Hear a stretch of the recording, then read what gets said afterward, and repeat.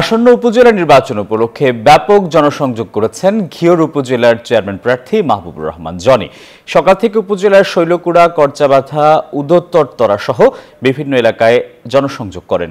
পরে বিকেলে বানিয়াজুরির রাথুরা এলাকায় উঠান বৈঠক করেন। এ সময় বক্তারা জনিকে ভোট দেওয়ার অনুরোধ জানান। উঠান বৈঠকে অনেক মানুষের সমাগম হয়। আপনারা এখানে এসেছেন বা আপনাদেরকে ডাকা হয়েছে, আপনাদেরকে বলা হয়েছিল যে শালিক মার্কার মিটিং হবে, নাকি মিথ্যা বলে আনছে কাউকে? সত্যিটা বলে আনছে নাকি? যাক, ধন্যবাদ।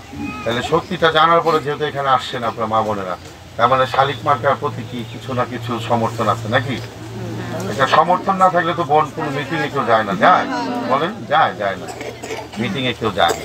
তার মানে নিশ্চয়ই আমার শালিক মার্কার প্রতি আপনাদের একটা সমর্থন আছে নাকি? এটা তো আমি মনে মনে বিশ্বাস করতে পারি নাকি? একটা সমর্থন আছে। যাক, তাহলে যাকে সমর্থন দিবেন বা যাকে ভোট দিবেন, এটাও নিশ্চয়ই চিন্তা করবেন সে যেন জয়লাভ করে।